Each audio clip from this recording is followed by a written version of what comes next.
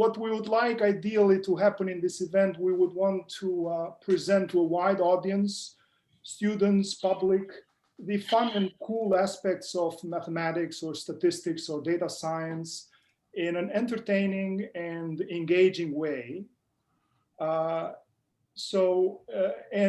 If that is the way we think of them, then I am quite sure, and I hope that by the end of this event, you would also agree with me that we could not have come up with a better choice than today's speaker. He is a true ambassador to mathematics and its teaching. It's an outstanding individual with an enormous activity. Is Professor Henry Segerman from Oklahoma State University. He received his master's from Oxford in 2001 and his PhD from Stanford in 2007, and is at Oklahoma State since 2013 via 2 postdocs at Texas, Austin, and University of Melbourne, Australia. His research interests are in topology and geometry, especially in triangulations of 3 manifolds, and in mathematical art and visualization, in 3D printing, and virtual and augmented reality. Professor Segerman is a researcher, he's an artist, he does engineering, and he does, and also is a public speaker, and he does them at a very high level. As a researcher, he has a book out, Visualizing Math with 3D Printing, about 40 publications with a diverse theme and diverse venues. He has organized conferences and received grants and fellowships and awards. He has written many of the codes for triangulating, for 3D printing, and for virtual and augmented reality. And he is a very highly sought public speaker. As I was scouring the web and his CV, I noticed about 6 well-prepared, polished and crafted talks for public speaking. So ours is one, Artistic Math, Truth and Beauty. He has given that about 25 times in the past 2 years at a very diverse set of institutions. Of course, universities, of course, conferences, MAA, AMS, but also high schools and Pixar. Many of these talks are public or invited, and they're all over the world: Abu Dhabi, China, Uruguay, Portugal, of course, US, as I said, in many diverse settings. Here's some of the other ones: Squares That Look Round, that's another one. Designs of 3D math art, non-Euclidean virtual reality, 3D shadows, how to make sculptures of 4-dimensional things. So these are some of the talks, public talks that he has given. Also participated in about 40 math art exhibitions, and his work has appeared as illustrations in about 10 mathematical venues. It's impressive stuff indeed, and we're very happy to have him here. I have nothing else to say other than, Henry, the screen is all yours. Well, thank you, Arthur, and thank you everybody for being here. So I have a second screen with the Zoom window up here, and I can see the chat. So if people have questions, you can type them in chat, and maybe I will notice them, or you can just sort of break in. And I don't know if we have a sort of tight deadline on time, or if maybe we'll see how we go. Yeah, thank you again all for being here wherever here is these days. So yeah, let's get started. So I'm a mathematician, but also an artist, which maybe seems like a sort of strange combination of things to be doing. And I just wanted to say a little bit first about the kind of mathematics that I do. So I know there's lots of mathematicians here in the audience, but maybe some people who are not mathematicians, and let me just say a little bit about the sort of research mathematics that I do. And maybe see, sort of show you something that if you're not a mathematician yourself, maybe you might be a little bit surprised about what kind of things my usual day job looks like. So you might notice that there's lots of pictures. There's very few numbers. Mathematics is not just all about dealing with numbers. There's lots of other things that goes on. And sort of getting back to the question of the connection with art, you might think that this is some sort of way in which mathematics and art might connect. There can be pictures in both of them. But there's a much stronger relation, I would say, between mathematics and art, which is that both mathematicians and artists are allowed to think about fictional worlds. So, unlike, say, an engineer or a scientist, an engineer or a scientist has to think about things that have some relation to reality. You have to be able to perform experiments, and you have to build something that works in the real world. Whereas mathematicians and artists both have the freedom to just set up imagine what the rules might be and see what the consequences are. And maybe you come back from the wilderness with something that's actually useful to the real world. Maybe you don't, and it's just not such a big deal. So, what I'm going to do is sort of talk about my work in visualization and art, and the occasional time in which the visual mathematics or the artistic mathematics comes back with something that might be an application that might be sort of useful or potentially useful in the real world. And this is a good sort of example to sort of bridge the gap between my research mathematics and the sort of visualization artwork. So this is a 3D print. It's a 3D print of a sort of key example in my area of research, sort of hyperbolic geometry of three-dimensional manifolds. So what you're supposed to imagine here is that you have sort of a ball of dough, and you have a very well-trained worm. And you've trained your worm to eat out a tunnel from this dough to produce a sort of knotted tunnel. And the remaining dough forms an object called the complement of the figure-8 knots. And this is sort of one of the key examples in three-dimensional geometry and topology.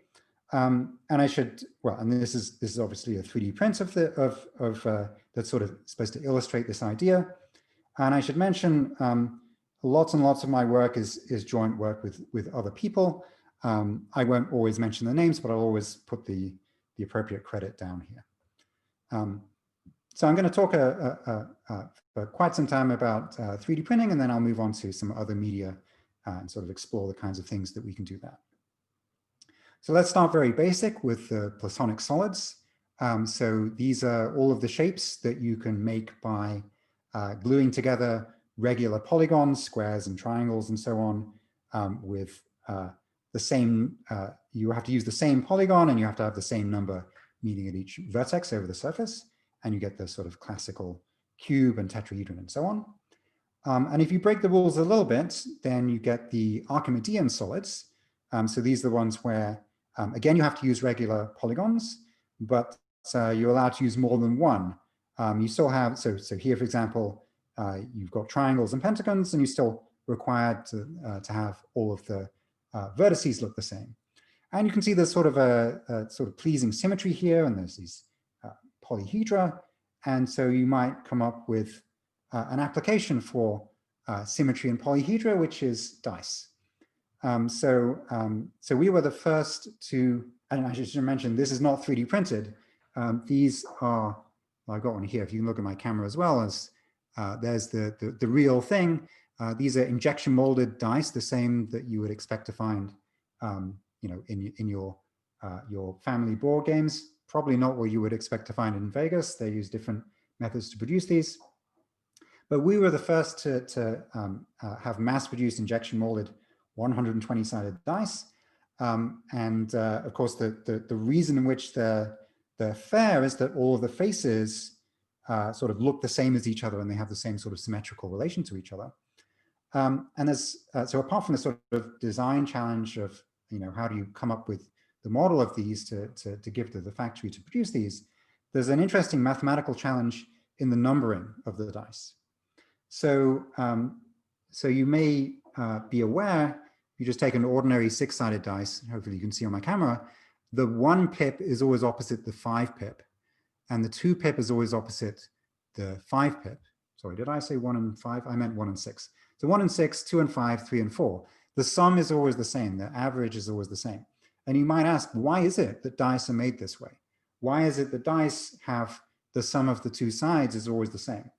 And I think the historical record is not entirely clear, but at least here's one sort of reasonable theory for why the design of the size of dice is that way.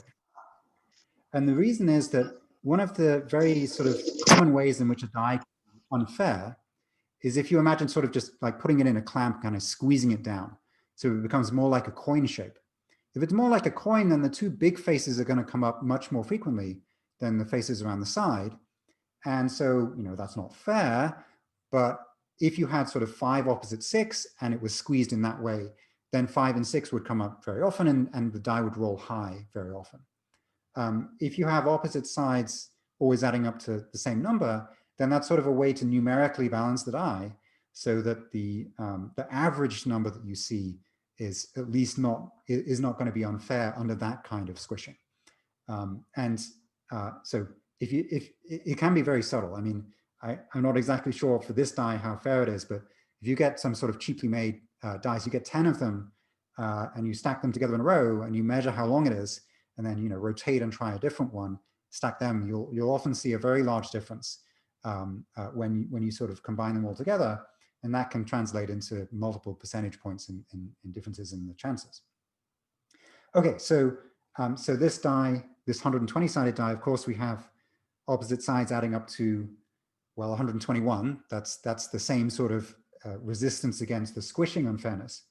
But there's another sort of way that these are made fair, is you might imagine, well, what if there was sort of like a bubble of air inside of the die or something, which made it more likely that one of these 10 faces around this vertex were to come up than the 10 faces around this vertex. Well, so the way to sort of numerically combat that kind of unfairness would be to say that the sum of the numbers around each of the vertices of degree 10 should be the same, and they are.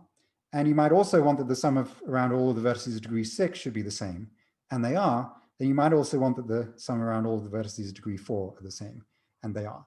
And this is a large list of constraints, which it turned out was very, very difficult to satisfy all at once. So, Bob Bosch here is in operations research at Oberlin College, and he knows all the tricks and has the software. I think it's called Gurobi, and he this was 2 months of computer time to find this. At the very last minute, before we had to send it off to the factory to get these manufactured, he managed to find a solution which is sort of perfect. But for 2 weeks, we had it was almost perfect, except one of the vertices was up by 2 and one of the vertices was down by 2, but we managed to make it work. So talking about the fairness of dice, here's some sort of not so obviously fair dice, but these are fair. Here's, maybe I can, actually an advantage of doing this over Zoom is that I can show you up close. You can see the threefold rotational symmetry on the die if I hold it like this. And if I turn it around the other way, you can see that all of the faces are the same, and they have the same shape. And really what I want is that the symmetry group of the die is transitive on the faces. And that means that physics bumping it around doesn't have any preference to one or the other. And this is, I guess this is good for Halloween. It's sort of, you imagine some sort of Lovecraftian horror game. These are the sort of dice you should be used where everything is melting or shifting into another dimension. You can do the same sort of thing with 12-sided dice as well. These are not regular dodecahedra. It's a little hard to see. I mean, I guess if you just look at one of these things, you can tell that it's not a pentagon. I think the reason that actually these are sort of less impressive than these is because people know what cubes look like, but people don't really know what dodecahedra look like.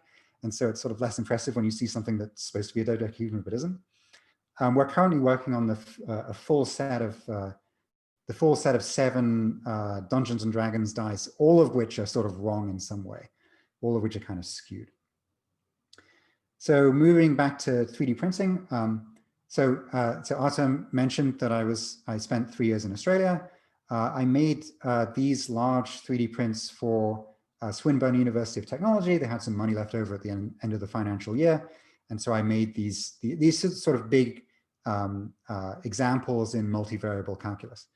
And maybe next to them, you can see these much smaller versions, which is what I use when I'm teaching my Calculus 3 classes.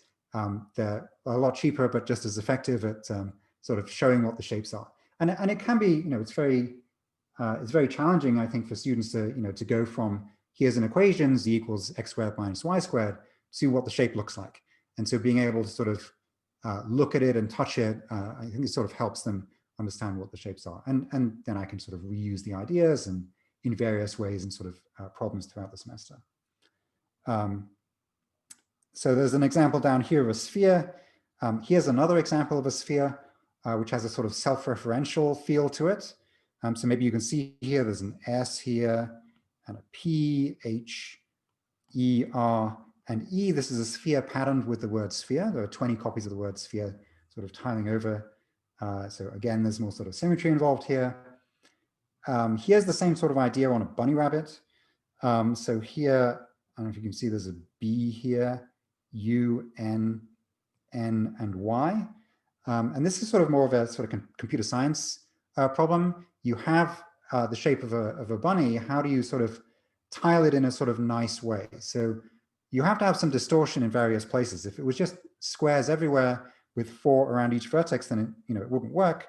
You can see that there's 4 bunnies that come together here that sort of make this work and sort of smoothly generate the shapes of the letters over the surface. So I'm a topologist, and one of the standard jokes about topologists is they can't tell the difference between a coffee mug and a donut. And so here's the sort of reason why. People tell me that there are 7 different things here on this slide, but I can't really tell the difference between them. Oh, and of course, I'm getting a phone call. Let me pick that up later. So, well, how do we actually make this, this sort of deformation from the coffee mug down to the donut shape? Often this is sort of an interesting problem. You have some topological object and you want to illustrate it. In order to 3D print it, you need to give very specific geometric instructions to the 3D printer. And so how do you come up with those shapes? So these were really Keenan Crane is the one who did all of the hard work here. This is using something called conformal Willmore flow to deform in a natural way from the coffee mug shape to the donut. So other examples of sort of topological objects. So this is a knot. In fact, this is the trefoil knot, the second simplest knot if you don't count just the circle, the unknot. And this is a very sort of special, unusual example of a knot because it rolls. So, so what's going on here is there was a paper, I think from the 90s, looking at knot diagrams or conformations of knots with no tritangent planes. So if you think you got some sort of squiggle sitting there in space, and if you put a plane up against it, if the plane is tangent in 2 places, then you can sort of rock it back and forth on those 2 places. But if the knot is tangent in 3 places, then it's sort of going to be sort of stable. And so if you're down on the table and the knot is tangent to the table in 3 places, it's not going to go anywhere. It's going to be stable unless the center of gravity is somewhere else. But this knot has no tritangent planes. My understanding is that the trefoil is the only known example of this. So if anybody finds any new shapes of knots which can be drawn with no tritangent planes, let me know, because then we'll be able to 3D print something and make it roll across the desk. Here's a similar sort of idea, but at a somewhat larger scale. So, so Lee Braswell is in the theater department at Oklahoma State, and he has a lot of expertise in sort of circus apparatus and equipment. So, well, I'm not actually an acrobat. This guy is, so I'll let him show you. Is this going to play? There we go. I'll let him show you what it's supposed to do.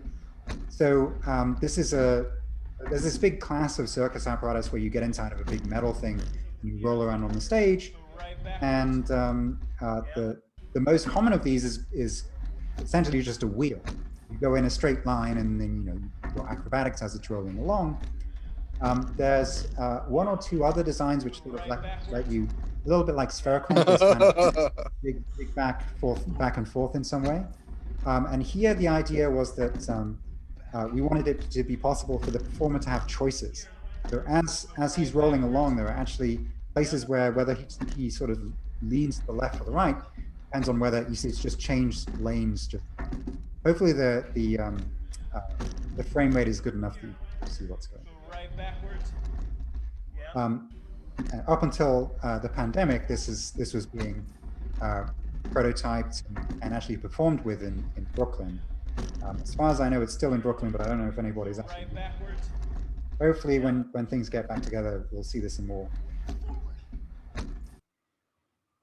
So one of the nice things about sort of working in, so I'm going to be down on sort of computer animation for a little while until I get back up on computer animation later in the talk. But one of the nice things about working in the real world with 3D printing is that you can combine it with other things in the real world, like soap films. So soap films are sort of a classic example of minimal surfaces. So in mathematics, you're looking for surfaces which sort of locally you can't shrink the area anymore, that they're sort of pulled tight. And so here's a sort of saddle shape. If you put this on a knot, you get something called a ciphered surface. So a ciphered surface is a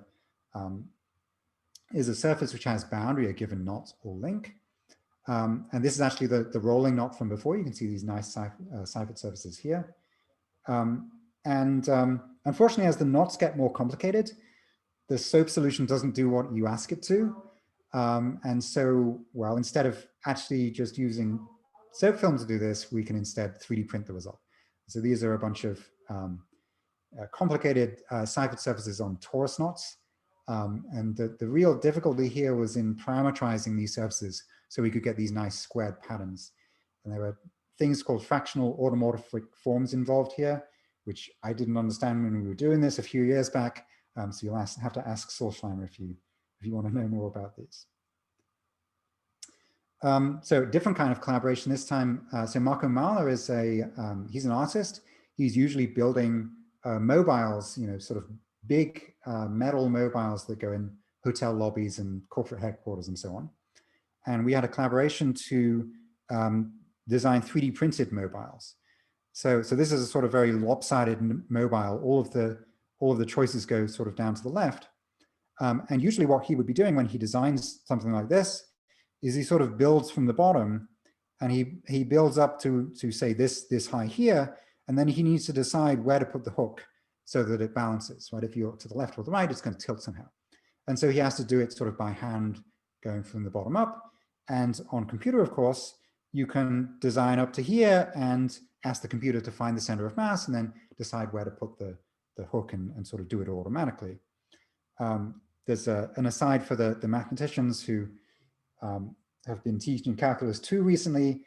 There's this, the fun problem with the stack of dominoes and how far over can you push them before they fall over, and you're summing up the harmonic series. This is the same problem, but upside down. And so something I thought about for a while without success, if I have a mobile, it's not a stack of dominoes, I'm allowed to sort of make them thicker and heavier and change the lengths of them. Can I sort of get an improbably long mobile that sort of snakes out into the distance without using, well, the harmonic series does not converge, but it takes a long time, right? It'd be nice to do that more quickly, but I couldn't figure out how to do it. So here's some more sort of balanced mobiles, but I guess there's a more sort of computer science connection here. This is a binary tree, a ternary tree, and a quaternary tree.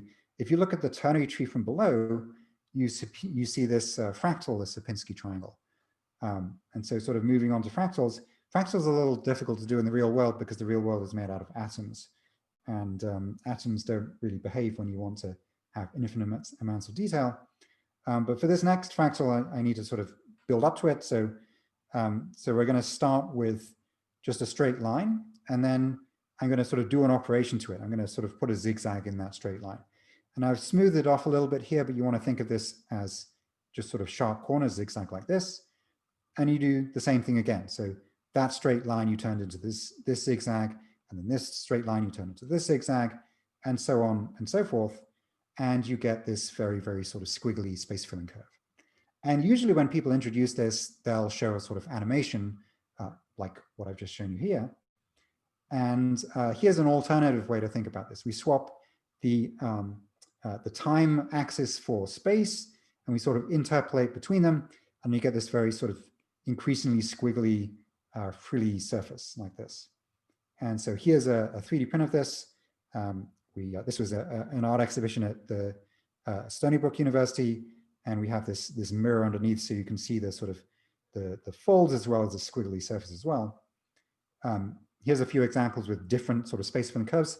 This is maybe the most famous of these, the Hilbert space filling curve, and this is the Sierpinski arrowhead curve and the dragon curve. And one of the interesting things, whenever you sort of put something out into the world, people can sort of take it and interpret it maybe not the way that you intended, and come away with a different impression. So what am I doing in making these sort of things?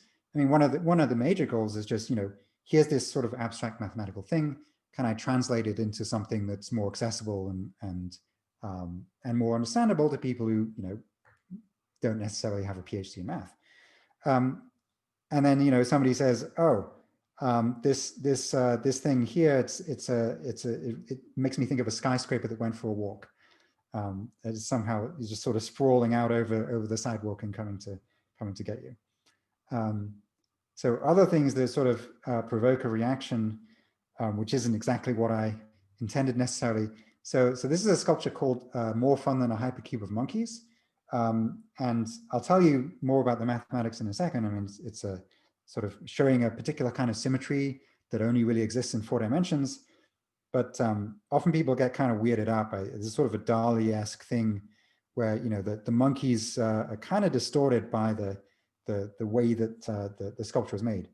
But if that doesn't weird you out enough, here's More Fun Than a 24 Cell of Monkeys. That's a different 4-dimensional version of the Plasonic or sort of 4-dimensional Platonic solid. And here's More Fun Than 120 Cell of Monkeys. And there is a online virtual reality version of this.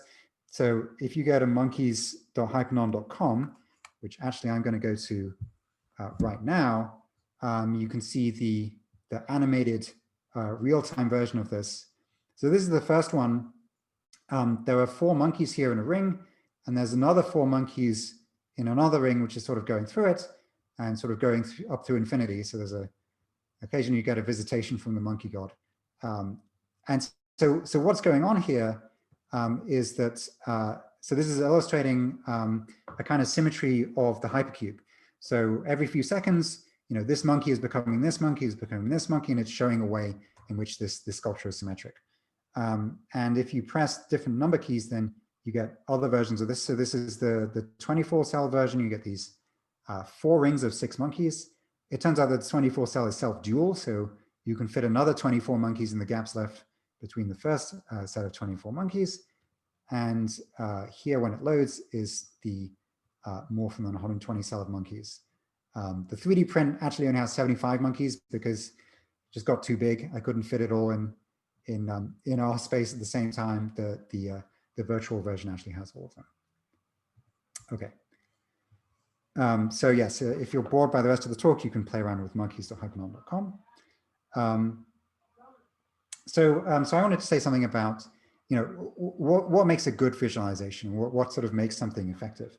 And I'm going to do this by an example and sort of talk about what I think is maybe one of my more effective visualizations.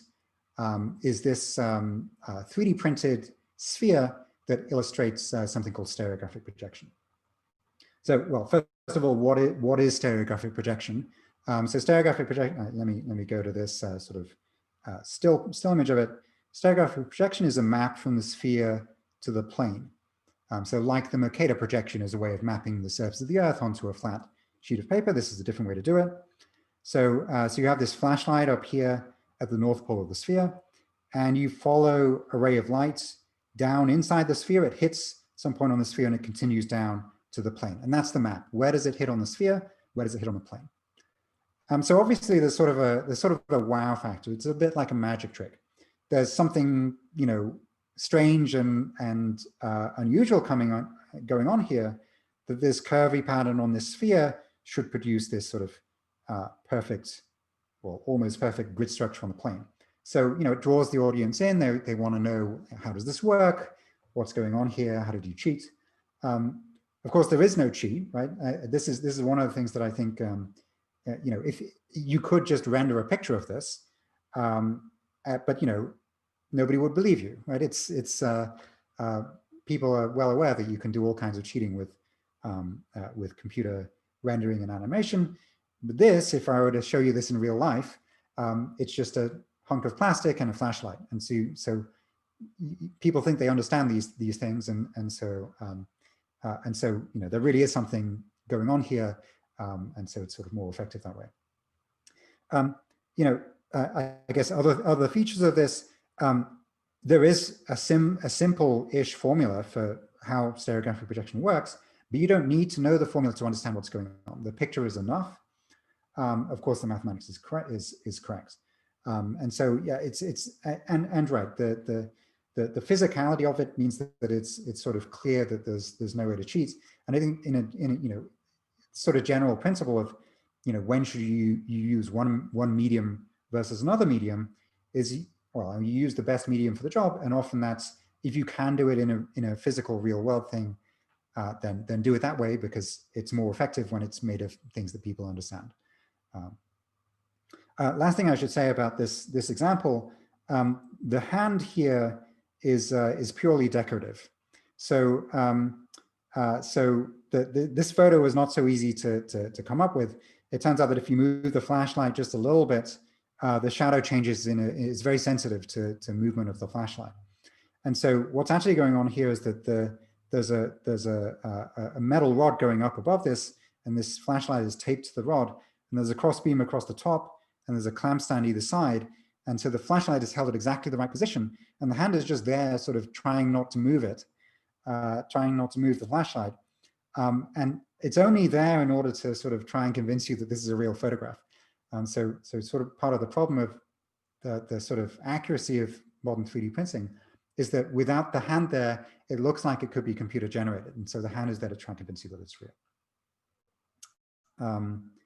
There's many other designs you can do. I mean, pretty much any stencil you want, you can make a design which does this. These are some designs which illustrate different models of the hyperbolic plane. People are familiar with this. This is the Poincare disk model, the Klein model, and the upper half plane model. And these are all made by casting different shadows from the same hemisphere. And we use these ideas. This was back in 2017. We ran an exhibition in Edinburgh, which is sort of built around these sort of ideas of projection. So this is like a 4-meter tall version of the grid. This globe you could actually pick up and rotate, and sort of put your favorite country in the middle. We're striving for all kinds of different interactive versions of these exhibits. So different sorts of tilings, and you could sort of move the light in various ways to show different effects. And the finale was this 3D printed zoetrope. So if people aren't familiar with what a zoetrope is, so this is sort of the earliest form of movies. So you have a sort of cylinder, and you've cut vertical slits out of the cylinder, and you spin the cylinder around, and you look through the slits onto the inside wall of the cylinder, and you see various pictures that are drawn in there. And the slits are set up in such a way that you only see each image sort of, it doesn't blur. You get this sort of shutter effect that you do on a film projector, which makes you see an animation. Here, this is done a slightly different way, a bit more high tech. There were 30 3D printed objects here, and there were strobes, and there's a sort of timing mechanism to make sure that the strobe goes off at the right time. And so this is animating this sort of, it's another rotation in 4-dimensional space. This is sort of closely related to the monkeys from before. So yeah, this is sort of showing this rotation. And of course, the 3D printed plastic is not really doing this. This is an illusion, this sort of illusion of the zoetrope. But now I'm going to move from something that looks like it's moving but actually isn't, to something that looks like it should move but actually can't. So once you start sort of seeing these things around, you sort of keep seeing them. But if you haven't seen this before, so let's do over on the left first. So I grew up in Manchester, England, and this is a advertisement on a bus shelter. And I think the idea here was that there was sort of 3 different transportation systems that were going to come together and make the city, work smoothly or something like this. And if you start thinking about this, you'll realize that there's a problem. So, so if gear 1 is rotating this way, then because of the way gears work, that means that gear 2 has to rotate this way. And then there's no way for gear 3 to sort of consistently rotate with those 2. So it doesn't move at all. And over here, the teachers, the students, the parents come together, and no movement is possible, no progress, give up all hope. But there's a challenge here. And the challenge is, suppose you have 3 gears, which each pair of them is meshing together. Can you arrange them so that they can move? And in the plane, the answer is no. But if you come out of the plane to something like this, the answer is yes. So there's, let me just describe what's going on, and then I'll show you an animation, or actually a movie. So there are 3 rings, and the 3 rings sort of all link each other. And here's a sort of motorized version of this. This has an extra axle that powers it, and you can see this 3 rings sort of rotating around. And so there's a lot of complicated engineering in how to make this work. Much later, we found sort of simpler versions, so ways to make this work. This is sort of a linear version, so rather than rotation, we've got translation of these 3 axes, or these are racks rather than gears. Here's a version with 4 gears with a sort of tetrahedral symmetry going on here. And the current record is 5. So these 5 things all mesh into each other, and they all are able to move. And I guess this is another sort of nice thing about working with real world rather than just animations or computer animations. It's very different from showing something moving around on screen to here's an actual physical mechanism which actually does work. And there's sort of there's more of a it's more clearly real. Well, obviously because it's real. So more mechanisms. So this mechanism sort of illustrates I guess what you would say the correct geometry on a torus. So the sort of donut shape of the torus is the way that it's embedded in 3-dimensional space is not very symmetric. The outside sort of has positive curvature. The inside of a donut has negative curvature. Really, the curvature on a torus should be 0. It should be flat as the Euclidean plane is. And so this sort of origami style model shows that. Here's this torus, and it unfolds out onto the plane, just flat Euclidean plane. Here's sort of the reverse object, which is a surface with negative curvature. This is sort of a physical model of the hyperbolic plane. So it doesn't lay flat on the table. It likes to wrinkle. It likes to sort of hang in saddles. It's a lot of fun to play with this. This is one of my favorites just as the sort of tactile experience. Yeah, it's hyperbolic lace. And sort of one of the really interesting mathematical questions here is how did we design this? Well, okay, so maybe I should mention oops, here we go. So the joints here are printed in place. I did not take 300 tiny little triangles and somehow hinge them all together. It came out of the 3D printer looking like this. And what this means is that I had to arrange it in the 3D printer to print somehow. So there's a real question here. How did I do that? Or how did we do that? And so what we do is we start with the geometry sort of arranged in the Poincare disk model almost on the plane. And so what this does for us is that the combinatorics is correct. It's not crashing into itself. The only thing that's wrong is that on the outer edge, the triangles are too small in comparison to or the edge lengths are too small in comparison to in the middle. So then we sort of attach springs to everything and shake, and eventually the thing converges and you get this, configuration at the end. All of the edges are the correct length, and then some more scripting, more little bits of programming sort of allows us to put these triangles which were sort of handmade and have the hinge geometry to make it work. And it's still actually an open question, how far out can you go? This is like, if you start in the middle and you take steps out, it's like 1, 2, 3, I want to say this is 4 or 5 triangles in radius. It's an open question. How many of those can you do in 3-dimensional space? So, the radius of the ball that you're putting things inside of is going to go up as a sort of cube of the, the volume of the ball goes up as the cube of the radius, but the number of triangles goes up exponentially. So you might think that you might run into trouble if you keep doing this. But there's no known bound if your triangles are just 2-dimensional. So more sort of mechanisms puzzles. This is a puzzle based on the geometry of the 120 cell, another of the 4-dimensional Platonic solids. This is an auxetic mechanism. So if you've seen the Hoverman sphere, the sphere that you sort of pull on and it gets much bigger, this is a sort of similar idea, sort of expanding mechanism.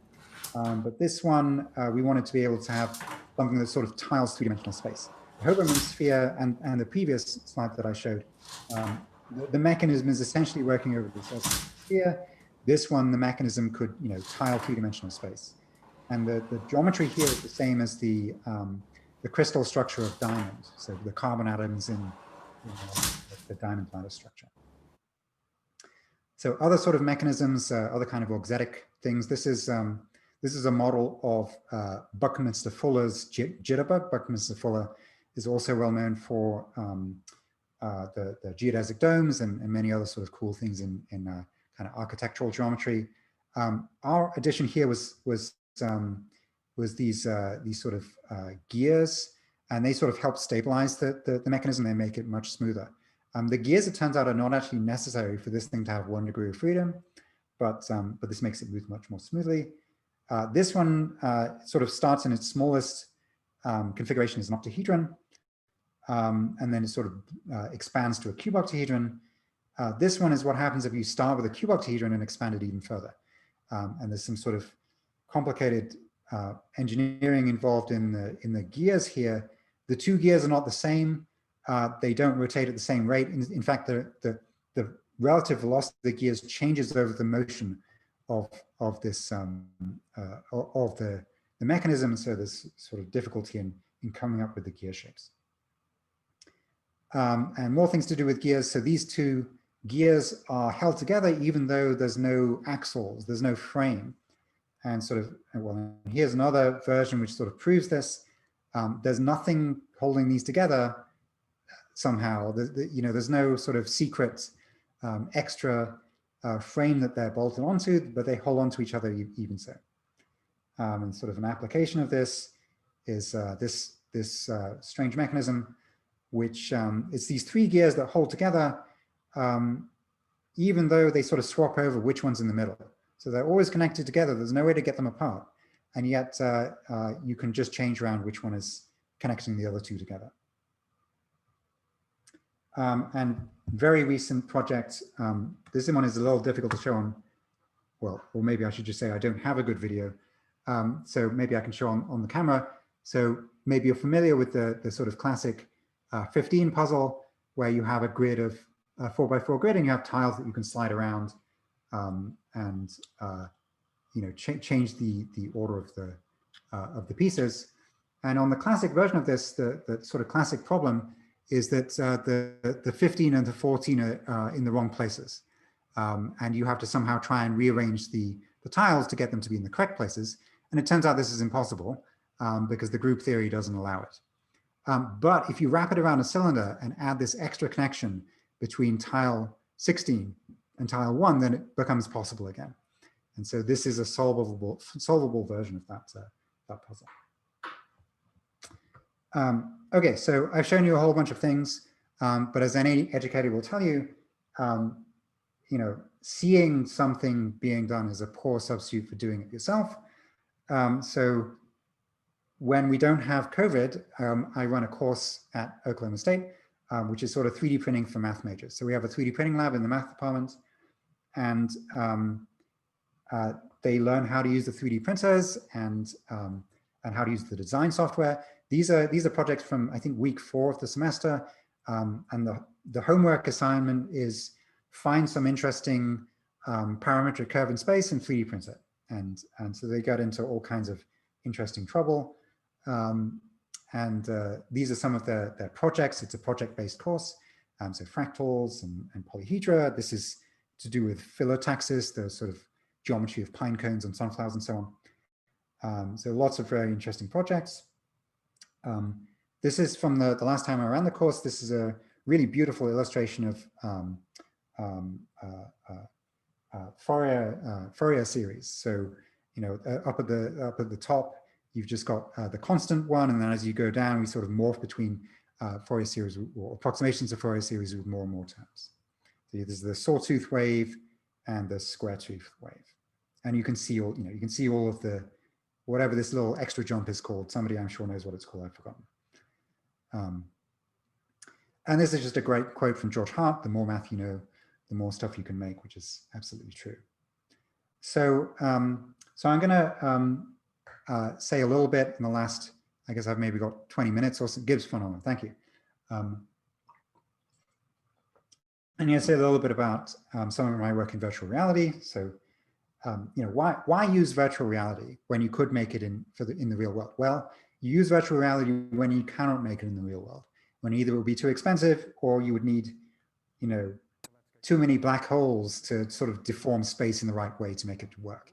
So this is a virtual reality simulation of three-dimensional hyperbolic space. So we've seen a few things with two-dimensional hyperbolic space. This is three-dimensional hyperbolic space, and you can sort of see a map down here of where I am. And in the real world, I'm back where I started, but in the virtual world, I need to go one step more forward in order to get to the right place. So this was a project with an undergraduate student and somebody else I know in math art who's actually works in industry. So more recently, sort of growing on from that, we've been working on doing simulations of all of the 8 Thurston geometries. So this of course is just three-dimensional Euclidean space tiled like a torus is. We've got this sort of light going around just to show you what's going on. Here's our version of three-dimensional spherical space. Oh yes, again, if you're bored, you can. This is actually a website, three-dimensional space. You can go there and play around with these simulations. Most of them hopefully work on your browser. So if you just go to that website on a good enough browser, you need certain things to work, then you'll be able to fly around in these things. So this is three-dimensional spherical space. This is, or you can see down here, two-dimensional spherical space in one direction and Euclidean space in the other direction. So we're actually looking down the Euclidean direction, and you can see, you know, it sort of looks like ordinary perspective straight ahead of us, but something very sort of strange is happening out to the sides. And that's where the light rays that are getting to you are sort of going out into the, more into the sphere direction. Now this is getting into the really weird ones. This is one called nil. There's sort of 5 more or less understandable geometries in Thurston's classification. And then there's 3 ones which are just weird, and I'm certainly not going to try and explain them now. Just, you know, let me draw your attention to the very strange thing that's happening out in the distance. This is sort of equivalent to some kind of weird geometric, sort of gravitational lensing effects. So nil has the property that you can send out multiple rays, geodesic rays from one point, and they meet at some other point. And so what's going on in the background is you're seeing this sort of thing happen. And this is just, well, Sol is just another one of the really weird ones, which has this very kind of disturbing, kind of twisting behavior. But yeah, so you can find out much more about them at the website, Three-Dimensional Space. And one last Euclidean thing here, where we're in Euclidean space, we're actually modifying the geometry as we go. So this is, for people in the know, this is doing a Dane twist kind of operation to the 3 torus and sort of doing it in real time and seeing how it varies. This is so weird is the right response. I agree. There's plenty of stuff in this that we don't understand, right? I mean, you know, we come up with, it's actually a big problem. Like this is going to play, there we go. Like we make the simulation and it does this and we're like, is that right? hard to say, right? Is this what you should be seeing? It's really weird. Let's investigate. And I should mention there's a few other groups that are doing this kind of thing as well, so we can sort of compare notes and decide if we believe it. Given the time, I'm just going to sort of flash through a couple. I'm not even say what this project is, but it's very pretty and it's to do with hyperbolic geometry. Here's some more stuff to do with that project, to do with hyperbolic geometry. This is, again, same project, to do with hyperbolic geometry. You get these cool fractal patterns that you can sort of zoom into infinitely, and they kind of repeat in some way. They're a little bit like Mandelbrot, but it's something else. We call them Chromology Fractals.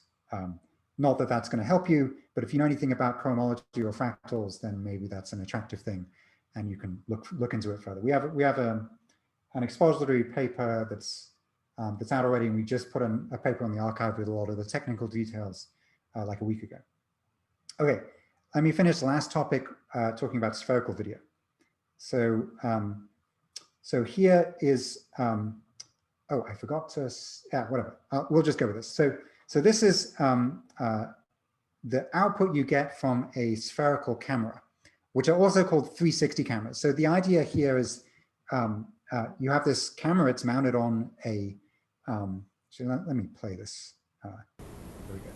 You have a camera, it's mounted on a tripod, and it has actually two cameras, one on either side, and those lenses sort of capture the entire sphere of data around it. So you can see, actually, you might recognize this was filmed on a rainy day at Stanford. You can see there's like a light up here in the ceiling. This is part of the tripod down here. And I'll choose this. And so it sees all around you. In the app for viewing this, you hold your phone and you rotate the phone around and you look in various directions and it looks sort of sensible. Here it's kind of unwrapped a rectangle because the whole infrastructure of dealing with images, video, YouTube, and so on, deal with the rectangles, and so it's easier to sort of map from the sphere onto the rectangle.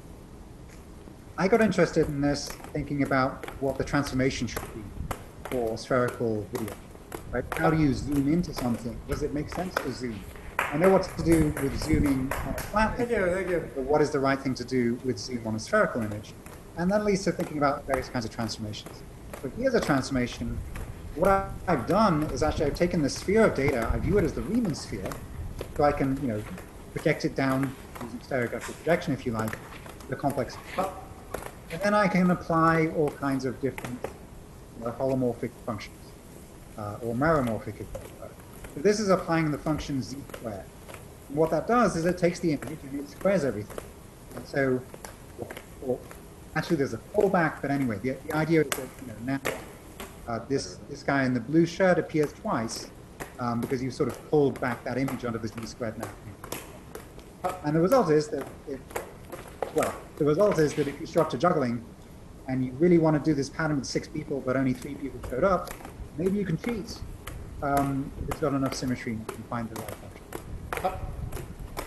function. So here's another application. This actually uses the zoom. I'm just going to let this play for a second, and then, well, you'll see. A past version of me. So, as I was saying, my name is Henry Segerman. This is a spherical Droster video. So you're sort of slowly zooming this way, or rather the frame here is coming over you this way, and over there's this sort of weird pedal portal in the middle of my apartment. This is the future, so there's future versions of me over there, and this is the past. So I'll hand you off to a past version of me to explain again what's going on. A past version of me. So, as I was saying, my name is Henry Segerman. This is a spherical Droster video. So it repeats, obviously. Hopefully you could hear that. So I've turned the sound down. So this is a repeating sort of worlds within worlds kind of video, and it's using well. So how does this work? The camera is not moving, so you can see the tripod. I guess I should use this. So you can see the tripod over here. It's not moving.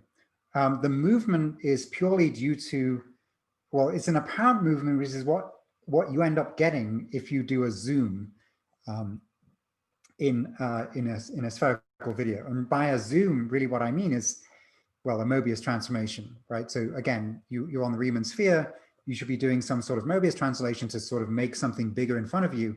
which simultaneously makes something smaller behind you. And it has this strange effect of feeling like movement.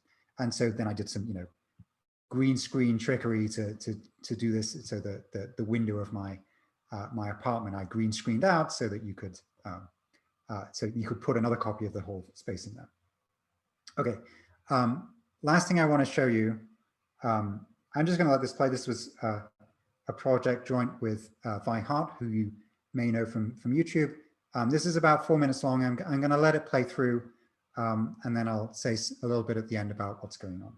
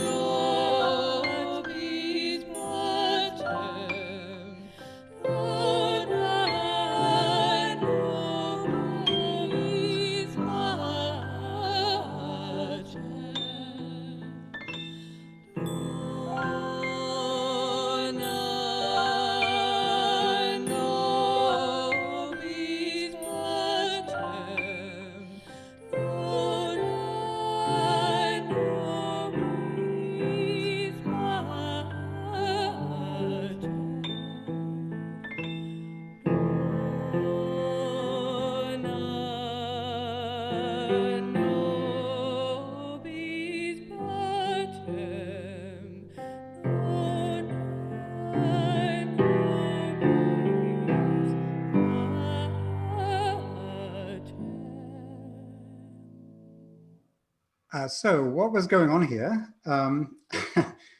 Let me just point out a few things that you should be confused about. So you can see that there's always there's always 3 copies of Vi, but there's 2 copies of me. There's one of me over here, and there's another one over here. Why are there only 2 copies of me when there's 3 copies of Vi? I hit play, I'll show you something else to be confused about. So look at the sheet music. So Vi just gave it to me. I pass it through the piano to her. She puts it down on the stand here. She plays a couple of notes. She picks up a hammer for some reason. And then she picks up, or the other version of her picks up this sheet music, plays a few notes, and then hands it back to me. And we're back at the start of what happens to the sheet music. There's only one copy of the sheet music. So how do we do that? And what was going on? So there is, so this video is on YouTube. You can watch it, I'm sure, in better quality than me streaming it through Zoom. There's also like a 10-minute long sort of making of video. There's also a making of the making of video. So there's sort of lots of interesting, we go into all of the details of how we did this, the mathematics of the transformation, the mathematics of sort of the choreography and so on. So that's my talk. I guess this is about time to stop. So let me just say thank you for being here virtually, if nothing else, and happy to take questions. Thank you so much, Henry. Thank you. Very, very entertaining, and wow.